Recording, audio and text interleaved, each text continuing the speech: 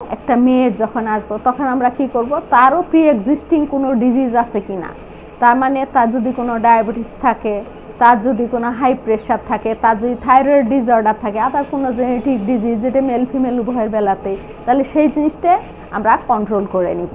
তার কোনো mental disorder, epilepsy এগুলা যদি থাকে তাহলে আমরা সেগুলাকে সামঞ্জস্য করে নিব, কন্ট্রোল করে নিব। ডায়াবেটিসে যেমন আগে যদি সে ওরাল মেডিসিন দিয়ে খেয়ে থাকে, কন্ট্রোল করে থাকে, সেটা আমার কনভার্ট হয়ে যাবে ইনসুলিনে। এবং তার রক্তের কোনো রোগ যদি থাকে, সে ওয়ারফেরিন খায়, তাহলে সেটা হেপারিন ইনজেক্টেবল ফর্মে আমরা সেটা দিব।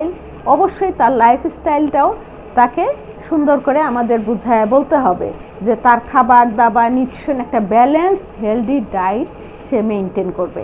তার কোনো ইনফেকশন যদি থাকে তাহলে আমরা সেই জিনিসটাও মেনটেন করবো। এসটিআই থাকলো, কোনো আদার কোনো ইনফেকশন, এইচপিভি ইনফেকশন, সেটাই আমরা ইমিউনাইজেশন হিস্ট্রিটাও খেয়াল করবো। কিছু যেমন হেপাটাইটিস বি ভাইরাস, ইনফ্লুয়েঞ্জা, এটার এগেনস্টে ইমিউনাইজেশন, রুবেলা, এমএমআর ভ্যাকসিন বলে, সেটা আমরা ইমিউনাইজেশনটাকে এনশিওর করে নিব। তাহলে লাইফস্টাইল, তার প্রি এক্সিস্টিং কন্ডিশন, এই সমস্ত জিনিসগুলো, সে যদি ওভারওয়েট থাকে তার ওজনটা অবশ্যই সামঞ্জস্যপূর্ণ, ওভারওয়েটও হবে না, আন্ডারওয়েটও হবে না। তারপর তার এনিমিয়া থাকলে সেগুলো আমরা কারেকশন করে নেব, কারণ এটা প্রেগনেন্সির উপরে একটা এফেক্ট ফেলে, বাচ্চার উপরে একটা এফেক্ট ফেলে, সেই জন্য আমরা এনিমিয়াটাও কারেকশন করে নিব, তার ওয়েটটা ঠিক করে নেব। তাহলে এই জিনিসগুলো আমরা কারেকশন করে নেব। পাশাপাশি তার গাইনোকোলজিক্যাল কোনো প্রবলেম আছে কিনা, যেমন তার মেনস্ট্রুয়াল সাইকেলটা কেমন হয়, তারপরে সে সঙ্গে এন্ডোমেট্রিওসিস একটা রোগ আছে, পেটে ব্যথা হয় প্রচণ্ড, সেটাও আমরা দেখব। তার কোনো ইউট্রাসে অ্যানোমেলি আছে কিনা, সেই জিনিসগুলো আমরা অবশ্যই কাউন্সিলিং এবং এই জিনিসগুলো আমরা কারেকশনে নিয়ে আসব।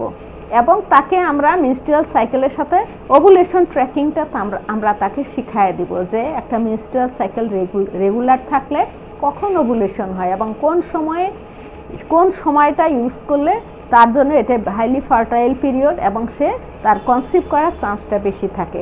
এই জিনিসগুলো আমরা অবশ্যই প্রি কনসেপশনাল কাউন্সেলিংয়ে তাকে আমরা শিখাই দেব। এবং হাজব্যান্ড ওয়াইফ দুইজনকে বসাই আমরা জিনিসগুলো বোঝাবো, যাতে একজন আরেকজনকে সহযোগিতা করতে পারে, বুঝায় বলতে পারে এবং হেল্প করতে পারে। সর্বোপরি যেটা দুইজনের জন্যই দরকার সেটা হলো যে একটা স্ট্রেস ফ্রি একটা এনভায়রনমেন্ট, কারণ স্ট্রেস থাকলে একটা মেল পার্সনেরও তারও ফার্টিলিটি হ্যাম্পার হয়, একটা ফিমেল পার্সনেরও ফার্টিলিটি হ্যাম্পার হয়। এই জন্য অবশ্যই আমরা সর্বোপরি খেয়াল করব যাতে একটা স্ট্রেস ফ্রি এনভায়রনমেন্ট থাকে এবং সেই সঙ্গে mutual respect, family environment, family cooperation যাতে থাকে। তাহলে আমরা ওভারঅল কি তার মেডিকেল ডিজিজগুলো দেখবো, কোনো জেনেটিক কাউন্সিলিং, কোনো স্ক্রিনিং লাগলে দেখবো, ইমিউনাইজেশনটা আমরা ঠিক করব, ইমিউনাইজেশন না থাকলে ইমিউনাইজ করে নিব। তার যদি আগে ডিজিজ কন্ডিশনে কিছু ড্রাগ খায়, সেই ড্রাগগুলোকে আমরা রিভিউ করে অ্যাডজাস্ট করব। যদি কিছু যেমন বললাম যে সে যদি ডায়াবেটিস কন্ট্রোলের জন্য খাবার ওষুধ খেয়ে কন্ট্রোল করে, সেটা ইনসুলিনে কনভার্ট করবে। থাইরয়েড যদি কন্ট্রোল না থাকে, থাইরয়েড কন্ট্রোল করবে, ওজনটাকে অপটিমাইজ করবে। তারপরে খাবারে সে হেলদি ডায়েট খাবে, মেয়েদের বেলায় সে ফলিক অ্যাসিড কন্টেইনিং খাবার খাবে এবং সে এক্সট্রা ফলিক অ্যাসিড মিনিমাম 3 মাস আগের থেকে সে ফলিক অ্যাসিড খাবে। এটা খেলে বাচ্চার যে নিউরাল টিউব ডিফেক্ট নামে একটা বাচ্চার জন্মগত ত্রুটি হয়, সেই ত্রুটিটা সাধারণত হয় না। তাহলে আমরা এইভাবে তাকে কাউন্সিলিং করব, কারণ এতে ফার্টিলিটিটা ঠিক থাকবে, প্রেগনেন্সির কমপ্লিকেশন, প্রেগনেন্সি হ্যাম্পার হবে না এবং পরবর্তীতে বাচ্চার লং লাইফেও বাচ্চাটা ভালো থাকবে।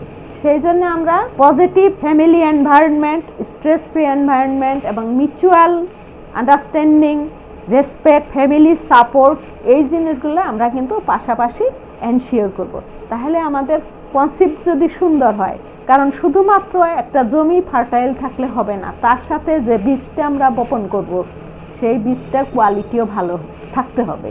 কাজে বীজের কোয়ালিটিটা ভালো হতে হলে আমরা মেল পার্টনারকে রেডি করব, আর জমিটাকে ফার্টাইল রাখতে হলে আমরা ফিমেল পার্টনারটাকে রেডি রাখবো। এবং বোথ কম্বিনেশন, হাজব্যান্ড ওয়াইফ এবং তার ফ্যামিলি এনভায়রনমেন্ট, সর্বোপরি দুইজনের ভিতরে ওপেন কমিউনিকেশন এবং কোঅপারেশন সব কিছু যাতে পজিটিভ থাকে, এইভাবে করলে অবশ্যই সুন্দর একটা প্রেগনেন্সি এবং প্রেগনেন্সি আউটকাম এবং পরবর্তীতে বাচ্চার লং লাইফ এটা খুব সুন্দর হবে।